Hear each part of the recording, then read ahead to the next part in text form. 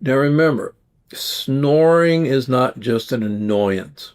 Snoring is usually a sign of airway obstruction and or sleep apnea. And if you're a snorer and it's a constant thing, not only do you want to gargle olive oil, but if that isn't improving things, you really need to get a sleep study. You'd be shocked how snoring and sleep apnea affects your heart, affects your brain, affects your functioning during the day. So do not ignore snoring, but try the trick of olive oil first.